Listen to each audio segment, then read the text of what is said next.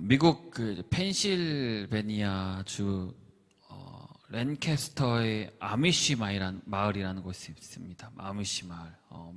미국에서 사는 사람들은 좀 많이 아는 곳인데, 그 마을은 하나님을 믿는 기독교인들이 사는 곳인데 일반적인 기독교와는 조금 다릅니다.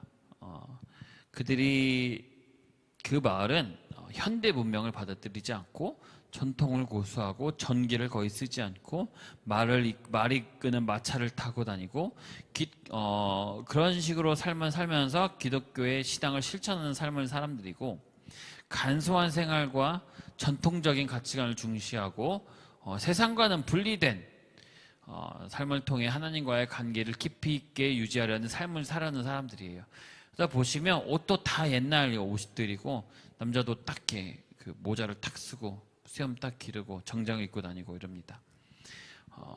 사랑, 용서, 평화와 같은 기독교의 핵심 가치를 중요하게 생각하고 자연을 중시하고 모든 것을 하나님께 의지하고 기독교의 가르침을 일상생활에 충실히 적용하려고 노력하는 사람들이에요. 그런 마을에 2006년 10월 2일에 굉장히 끔찍한 사건이 일어나게 됩니다. 그날 찰스 칼 로버츠라는 이 남성은 아미시 학교에 침입해서 어린 여자아이들을 인질로 삼고 총을 난사하기 시작합니다. 5명의 아이가 사망하고 5명이 부상을 입었습니다. 범인은 그 마을에서 우유 배달을 하던 트럭 운전사였는데, 그가 범죄를 일으킨 이유는 과거 자신이 어린 시절에 저질렀다고 믿는 죄악에 대한 그 강박적 후회와 자책감이 우울증과 정신적 불안으로 이어지게 됩니다. 그렇게 가지고 있는데 결혼 후에 97년에 자기의 딸이 태어난 직후에 합병증으로 사망하게 돼요. 그것을 마음에 품고 있다가 9년 뒤 2006년에 그 사건을 일으키게 됩니다.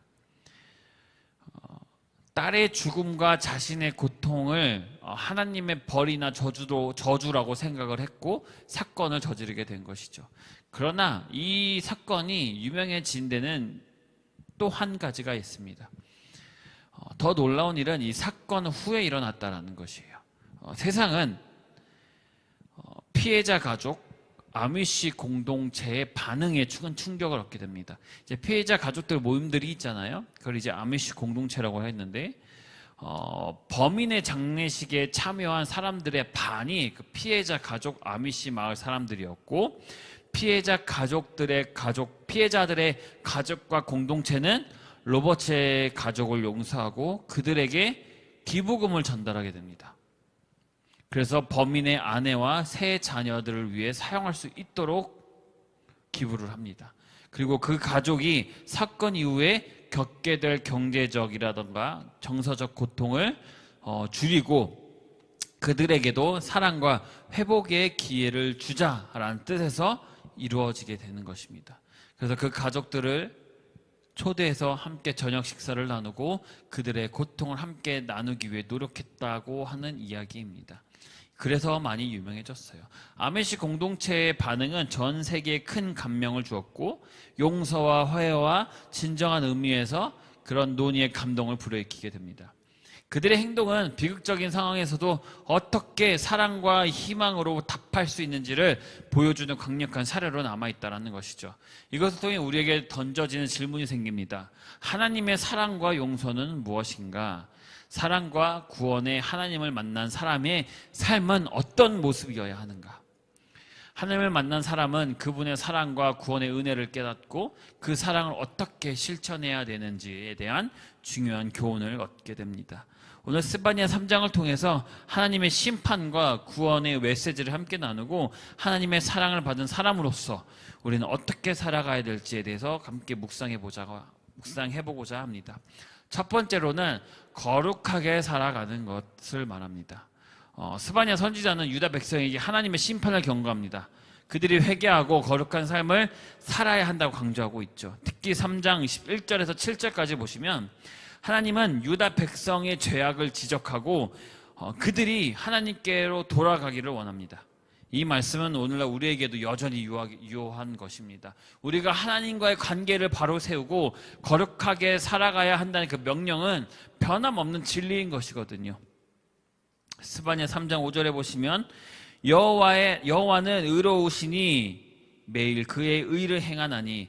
자, 하나님은 의로운 분이시고 우리가 그분의 뜻을 따라 거룩하게 살아야 된다고 말씀하고 계십니다. 거룩함은 무엇입니까? 우리가 하나님을 깊이 사랑하고 그분의 뜻에 순종하며 살아갈 때 자연스럽게 나타나는 것입니다. 거룩한 삶은 외적인 규칙 같은 것이 아닙니다. 어떠한 것을 정해놓고 순서대로 탁탁탁 지켜나갈 때 그 거룩함이 생겨나는 것이 아닙니다. 하나님과의 올바른 관계에서 나오는 내적인 변화인 것입니다. 외적으로 나오는 것이 아니라 내적인 변화입니다. 우리는 하나님의 뜻을 따르고 세상의 유혹을 멀리하고 하나님을 경외하는 그 마음으로 살 때 거룩하게 사는 것입니다. 우리의 삶이 거룩하게 변화되었을 때 하나님은 우리를 통해 영광을 받으시는 것입니다.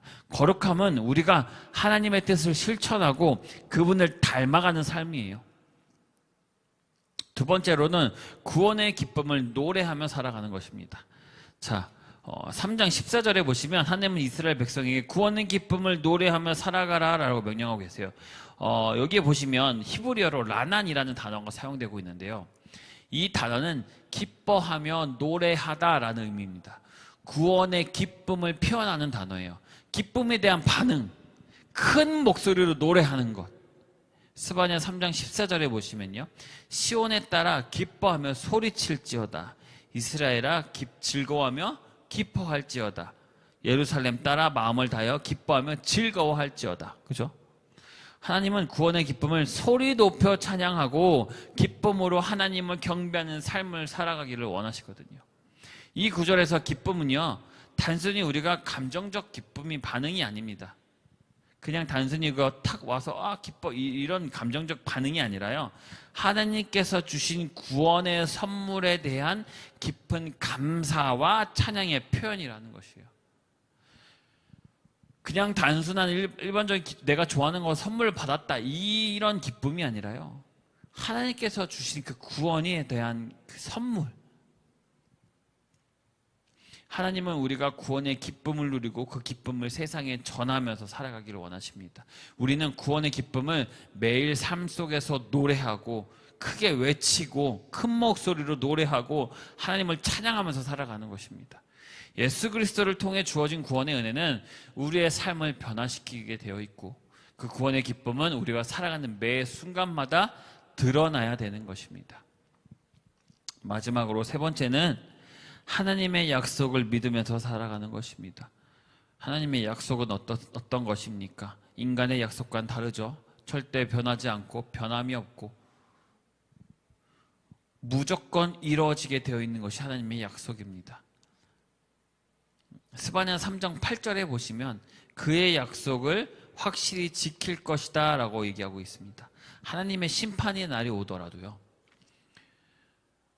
요즘 인터넷에 보시면 이제 심판의 날이 다가왔다라고 하는 설교가 많이 돌고 있잖아요. 특히 미국에서는 더 많은 설교가 나오는 것 같아요. 미국에서는 이제 하나님의 날이, 하나님이 나에게 이걸 보여주셨으니 너희들은 다 빨리 회개하라. 곧 하나님이 오신다라는 설교가 굉장히 많이 있어요. 하나님은 심판의 날이 오더라도요, 그분의 백성에게는 구원을 주시겠다는 약속을 하십니다. 이 약속은 현재 우리를 살아가는 우리에게도 이어지는 약속입니다. 그냥 성경시대에 그렇게 얘기했다고 해서 그 성경 안에만 이루어진 것이 아니라요, 성경책이 굉장한 것은 무엇입니까? 그 안에 일어날 일들이 지금도 이어진다라는 것이거든요.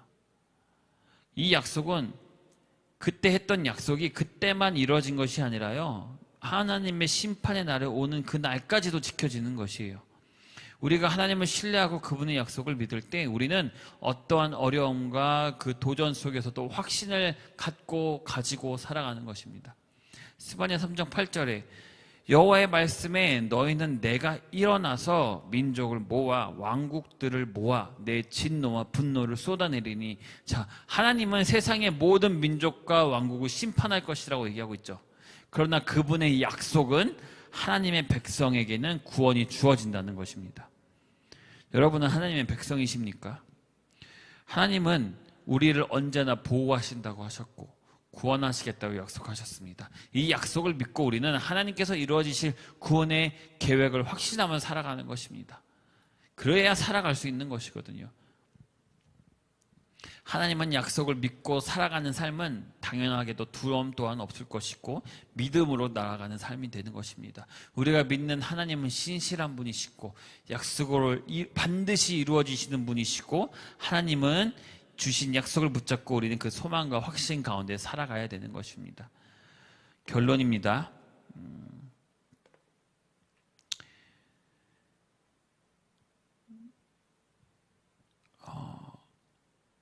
하나님은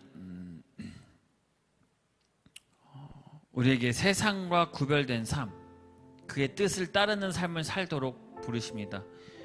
우리의 삶이 거룩하고 의로운 삶을 살 때 하나님은 우리의 삶을 통해서 그의 영광이 드러나게 하시거든요.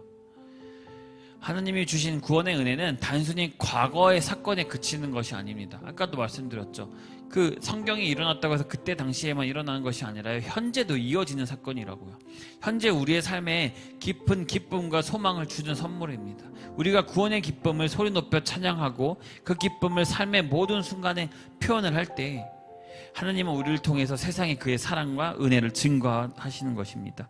구원의 기쁨은 단순히 일상 속에서 자연스럽게 생기는 그런 감정이 아닙니다. 아, 기쁘네, 아, 즐겁네, 이런 것이 아니라 하나님과의 관계 속에서 변화된 삶을 살아가는 힘이 되는 것입니다. 하나님의 약속을 믿고 확신을 가지고 살아가시길 바랍니다. 하나님은 우리에게 변하지 않는 약속을 주셨고 그 약속은 우리의 삶을 인도하고 어려움 속에서도 소망을 주는 근거가 되는 것입니다. 하나님이 우리에게 하신 약속을 믿고 우리는 두려움 없이 확신을 가지고 앞으로 나아가고 하나님의 계획을 이루어가는 삶을 살아야 합니다. 이 모든 것은 우리가 하나님을 더욱 깊이 알게 되고 그분의 뜻을 실천할 때 이루어지는 것입니다. 제가 저번 주에 하나님을 믿는 사람이라면 결단을 해야 된다고 말씀드렸어요.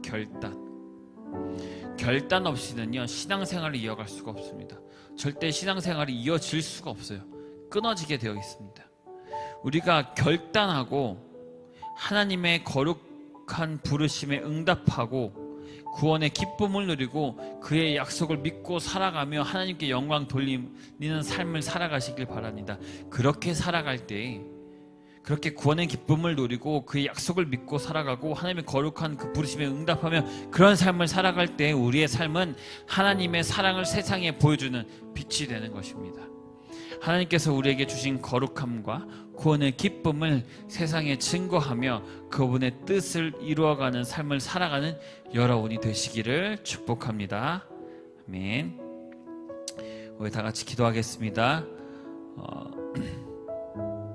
이 시간 기도하실 때는 하나님의 거룩한 부르심에 순종하는 삶을 위해 기도하시기 바랍니다. 하나님, 우리가 세상 속에서 구별된 거룩한 삶을 살아갈 수 있도록 도와주시옵소서. 우리의 마음과 생각을 정결하게 하여 주시고 하나님의 뜻을 온전히 따르는 삶을 살게 하여 주시옵소서. 우리가 거룩한 삶을 통해 하나님을 영화롭게 하고 세상에 하나님의 사랑을 전하는 빛이 되게 하여 주시옵소서. 우리 같이 주여 한번 외치고 기도하겠습니다. 주여! 우리 시간 기도하실 때는 구원의 기쁨을 누리며 하나님을 찬양하는 삶을 위해 기도하시길 바랍니다. 하나님, 주께서 우리에게 주신 구원의 기쁨을 잊지 않게 하시고 그 기쁨을 매일매일 큰 목소리로 찬양과 감사로 표현하며 살아가게 하여 주시옵소서. 구원의 기쁨이 우리의 삶을 변화시키고 다른 이들에게도 그 기쁨을 전할 수 있게 하여 주시옵소서. 다 같이 기도하시겠습니다.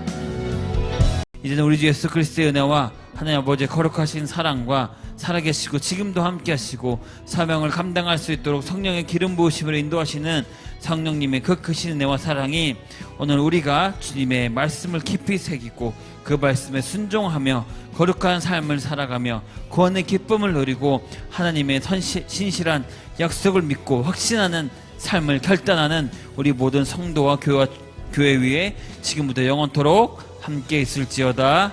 아멘.